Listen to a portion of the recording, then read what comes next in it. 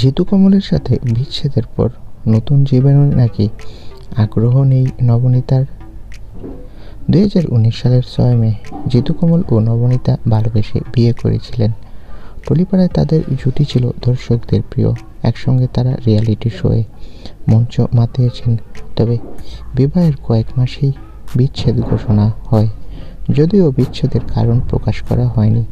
নবনীতা জানায় যে ভালো থাকার জন্যই আলাদা হওয়ার সিদ্ধান্ত।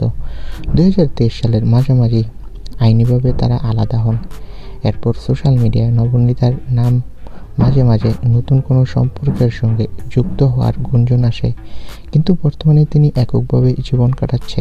সম্প্রতি নবনীতা এক সাক্ষাৎকারে বলেন, জানতাম সব কথার মাঝে বিয়ের বিষয় আসবে না, একেবারেই সেসব কিছু ভাবছি না। আপাতত আমি চাই নিজেকে সময় দিতে এবং পুরনো জায়গায় ফিরে না যেতে।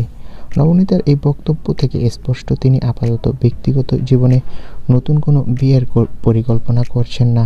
সোশ্যাল মিডিয়ায় তিনি নিজের পছন্দ ও জীবনধারা কথা শেয়ার করেছেন। তো বন্ধুরা, অভিনেত্রীর এই মন্তব্যে তোমাদের মতামত কি? কমেন্ট করে জানাও। ধন্যবাদ।